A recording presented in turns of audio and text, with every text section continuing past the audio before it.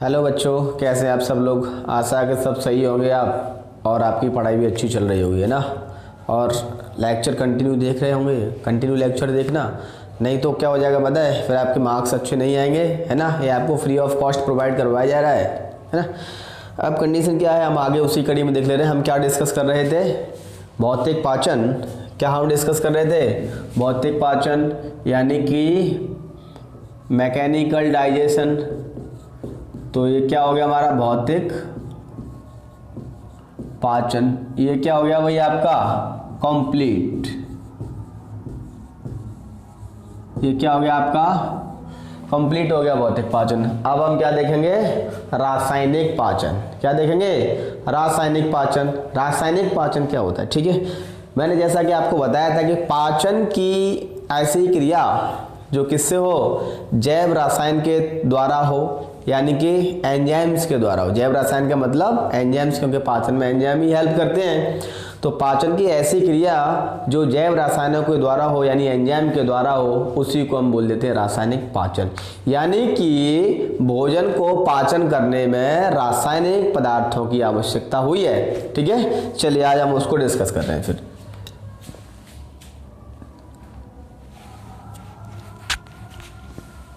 Chemical digestion. Chemical digestion, इसको हम क्या बोलेंगे हिंदी में,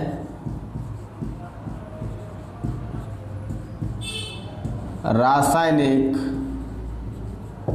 पाचन। इसमें आप क्या लिखोगे बेटा, डिफाइन कैसे करोगे, यानी कि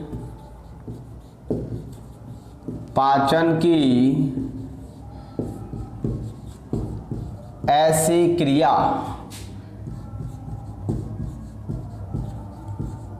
जिसमें रसायनों का मतलब एंजाइम्स, है ना। रसायन क्या थे वो, एंजाइम्स की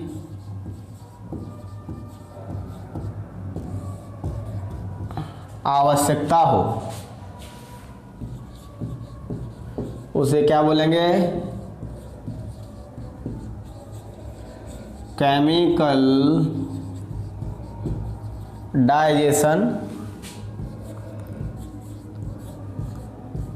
कहते हैं। क्या कहेंगे भाई हम उसको, केमिकल डाइजेशन। यानी कि पाचन में क्या होता था, जटिल भोज्य पदार्थ सरल में टूटते थे। अब किसके द्वारा टूटेंगे, इसमें रासायनिक द्वारा टूटेंगे, ठीक है।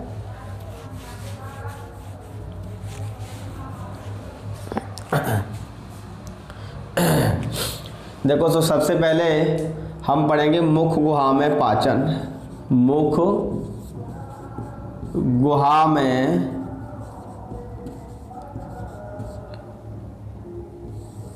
पाचन।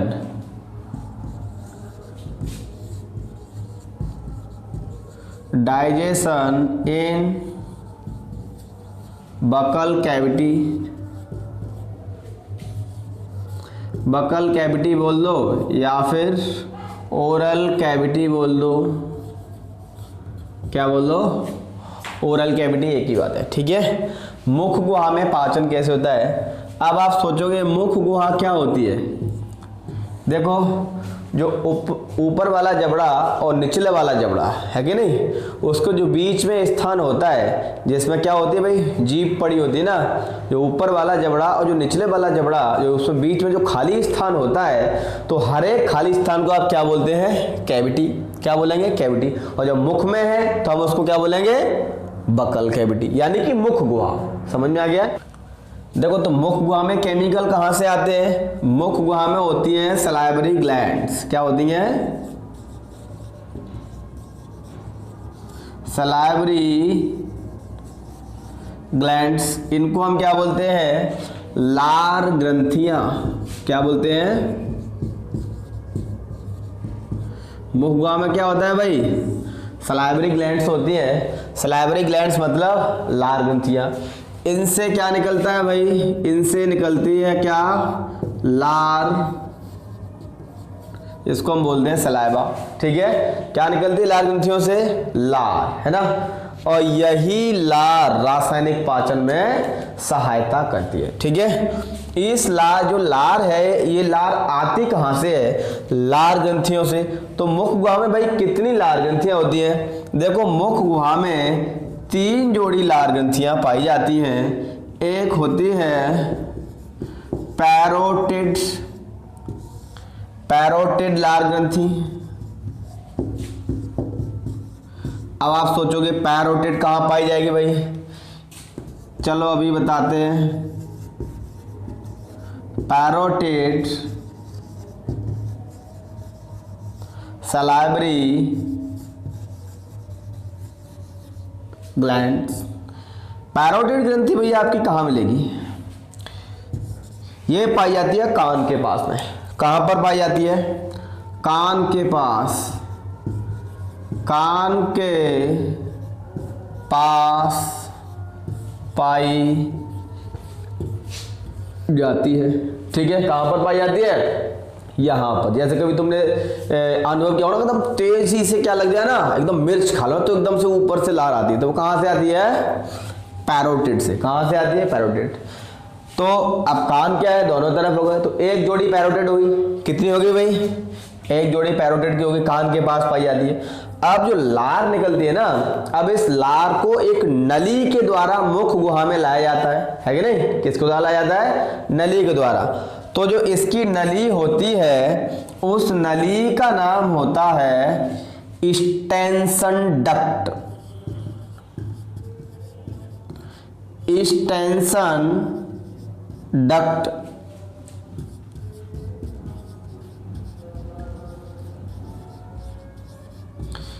कौन सी डक्ट होती है? Stensen duct. स्टेंसन डक्ट के द्वारा लार को किसमें लाया जाएगा? मुख गुहा में लाया जाएगा। और ये बेटा लगभग लार का 20% पार्ट बनाती है। यानी कि जो आपकी लार पूरी बन रही होती है, उसमें से 20% लार किससे बनती है? पैरोटिड ग्लैंड से। किससे बनती है? पैरोटिड से। ठीक है, तो दोनों कानों के पास एक एक पैरोटिड ग्लैंड हो गई, तो पैरोटिड ग्लैंड टोटल कितनी हो गई? एक जोड़ी, है कि नहीं? एक कान के पास इधर, एक कान के पास इधर, तो यानी कि 2 हो गई। 2 का मतलब एक जोड़ी, तो पैरोटिड ग्लैंड कितनी हो गई? एक जोड़ी। ठीक है, अगला हम देखते हैं। अगला है सब मैक्सिलरी।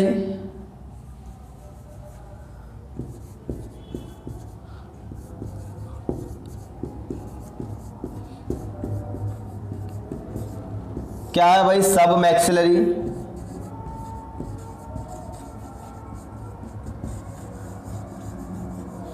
सब मैक्सिलरी। ठीक है, अगली ग्रंथि आपकी कौन सी है? सब मैक्सिलरी सलाइवरी ग्लैंड। ठीक है, ये कहां पर पाई जाती है?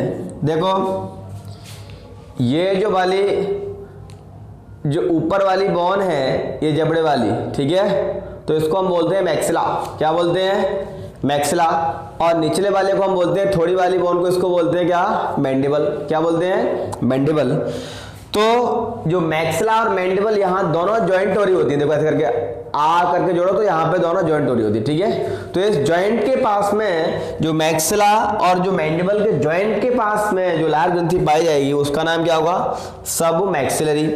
तो हम यहाँ पर क्या लिखते हैं?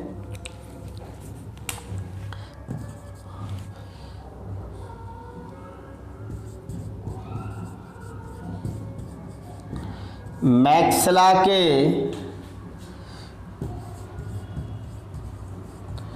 जॉइंट के पास, ये कहां पर मिल रही है भाई? मैक्सिला के जॉइंट के पास। कभी कभी किसी बुक में आपको सब मैंडिबुलर भी मिल जाएगा। क्यों? क्योंकि भाई जॉइंट में मिलती है ना, तो कभी कभी मैंडिबल जॉइंट है ना, इसके हिसाब से भी उसका नाम लिख देते हैं किताब में। ठीक है, तो सब मैक्सिलरी तो कहां पर मिल रही है? मैक्सिला के पास, है कि नहीं? ये लगभग बेटा 70% लार बनाएगी, 70% पार्ट बनाती है। किसका बना रही है 70% भाई? सलाइवा का। अब इससे जो सलाइवा बनेगी वो किसी ट्यूब के द्वारा या किसी नली के द्वारा तो ले जाई जाएगी, जैसे आपकी इसको एक्सटेंशन डक्ट के द्वारा बकल कैविटी में लाई गई है, ठीक इसके लिए भी एक डक्ट होगी। उस डक्ट का नाम होगा वाटन्स डक्ट।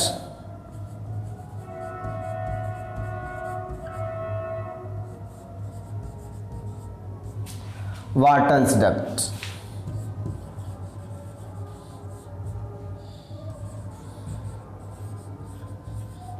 उसका नाम क्या होगा?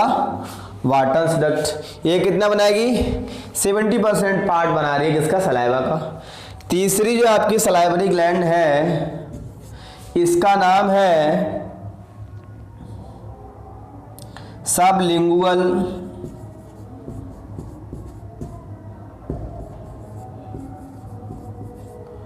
सबलिंगुअल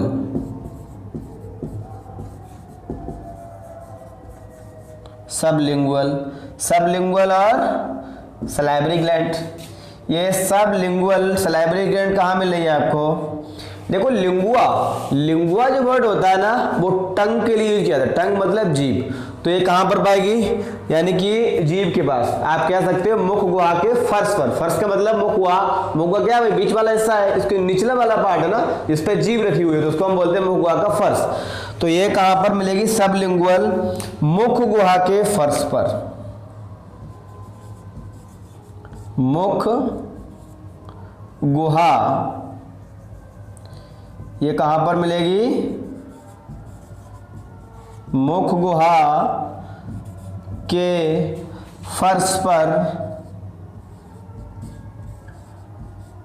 ठीक है, इसकी जो नली होगी उसका नाम होता है Rivinus duct. Rivinus duct. Rivinus यानी कि इसके द्वारा जो लार बनाई जाएगी वो रिविनस डक्ट के द्वारा, रिविनस नली के द्वारा मुख गुहा में लाई जाएगी। ठीक है, तो आपकी कितनी जोड़ी होगी भाई? 1 जोड़ी, 2 जोड़ी, 3 जोड़ी। ठीक है, यानी मुख गुहा में 3 जोड़ी लार ग्रंथियां पाई जाती हैं जो क्या करती है? मुख गुहा में रासायनिक पाचन में सहायता करती है। ठीक है, कौन कौन सी है? Parotid, submaxillary, sublingual. समझ में आ गया?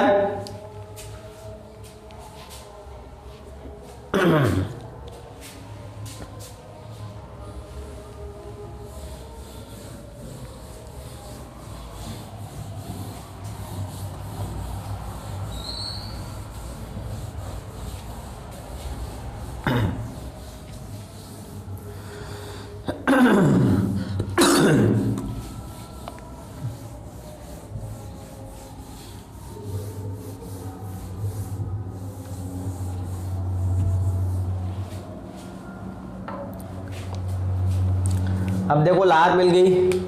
लार में क्या क्या चीज होती है? यानी कि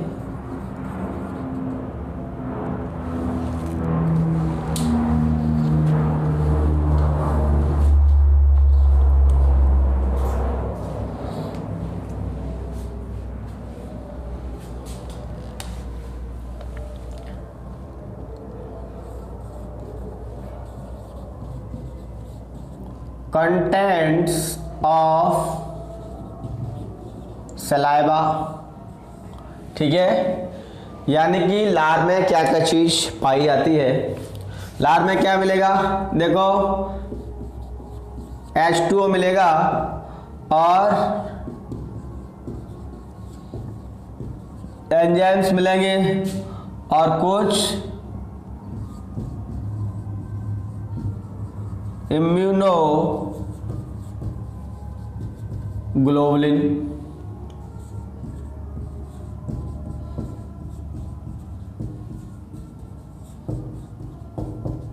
क्या चीज मिलती है लार में? लार में क्या मिलता है भाई? लार में एक तो क्या मिलता है? H2O जल, और एंजाइम मिलते हैं, और क्या मिलता है भाई?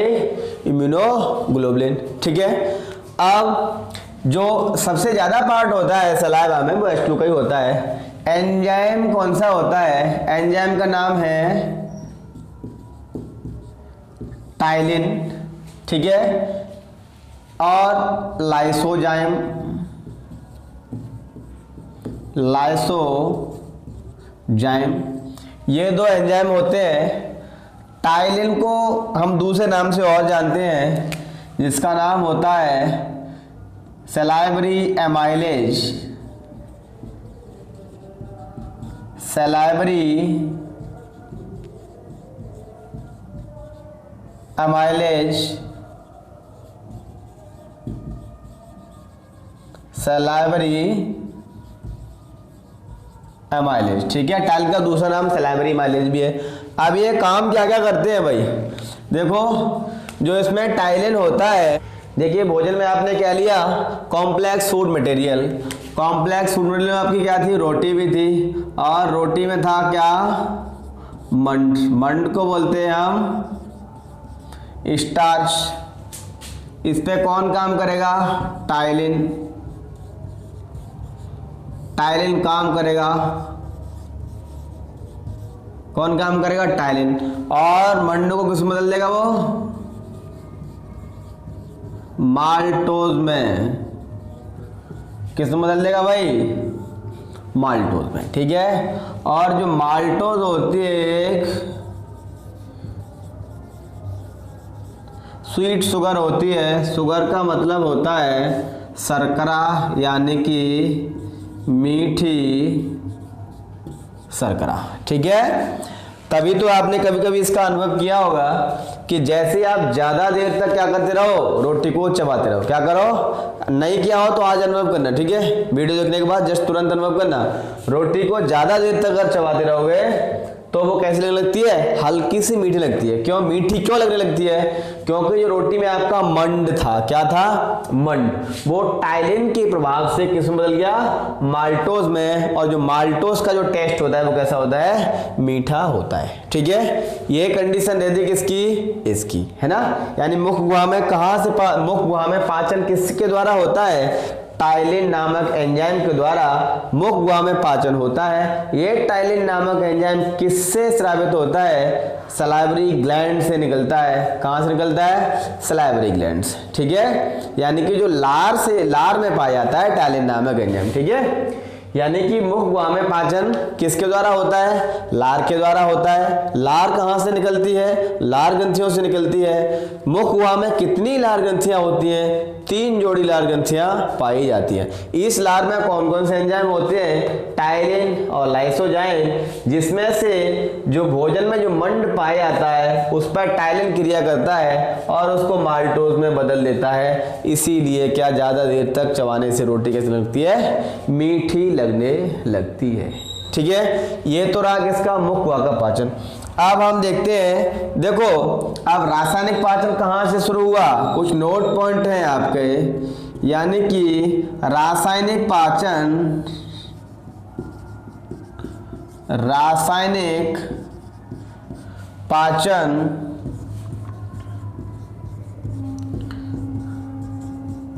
सबसे पहले मुख गुहा से शुरू होता है। किससे शुरू होता है, मुख गुहा से, क्योंकि मुख में ही तो केमिकल डाइजेशन स्टार्ट हुआ है सबसे पहले। और किसके द्वारा होता है भाई, ये आपको याद रखने, मुख गुहा में क्या मिलता है भाई, लार मिलती है। क्या मिलती है, मुख गुहा में लार पाई जाती है। क्या पाई जाती है, लार पाई जाती है, जिसमें कौन सा एंजाइम होता है, जिसमें टाइलिन एंजाइम होता है। कौन सा एंजाइम होगा, टाइलिन। समझ में आ गया, ये कंडीशन है कि केमिकल जो डाइजेशन है वो सबसे पहले कहाँ से स्टार्ट होता है, माउथ से स्टार्ट होता है केमिकल डाइजेशन। समझ में आ गया। अब आपको एकदम अच्छी से एक चीज बताऊं जिसको आपने कभी कभी अनुभव भी किया होगा बट आप जानते नहीं हो कि ये क्या चीज है। देखो किसके गलसुआ हुआ है, गलसुआ, ठीक है, हो गया हो तो वो समझ लेना, नहीं हुआ हो तो वो देख लेना जिसके हुआ है ना। गलसुआ में क्या होता है, ये वाला जो पार्ट है ना फूल जाता है। क्या हो जाता है, फूल जाता है। तो वो किसके कारण कारण फूल जाता है? जब हमारी पैरोटिड जो सलाइवरी ग्लैंड होती है उसमें मम्प्स वायरस के द्वारा क्या होता है? इन्फेक्शन हो जाता है। किस वायरस के द्वारा? मम्प्स वायरस के द्वारा जब इन्फेक्शन हो जाता है तो वो जो ग्रंथि है ना वो फूल जाती है। इसी को हम क्या बोल देते हैं? गलसुआ। तो आप क्या बोल रहे हो कि जो गलसुआ में कौन सी सलाइवरी ग्लैंड्स इन्फेक्ट होती है या प्रभावित होती है या संक्रमित होती है, तो आप क्या बताओगे? पैरोटिड। कौन सी होती है? पैरोटिड। और जो सांप का जो जहर बनता है ना, वो सांप का जहर कौन सी सलाइवरी ग्लैंड में बनता है? वो बनता है पैरोटिड में। यानी कि जो उनकी जहर की जो थैली होती है ना, सांप के जहर की थैली, आपको पता भी नहीं होगा सांप के जहर की थैली होती है ना, वो काट लेता है ना तो क्या होता है? एकदम स्वाहा काम हो जाता है ना। तो सांप के जहर की थैली होती है ना, वो पैरोटिड ग्लैंड का ही मॉडिफिकेशन होता है। किसका होता है? वो पैरोटिड ग्लैंड का ही मॉडिफिकेशन होता है। ठीक है, अब आप समझ गए कि नहीं समझ गए? ठीक है, चलिए आज के लिए इतना ही काफी। मिलते हैं नेक्स्ट लेक्चर में। ठीक है, बाय बाय।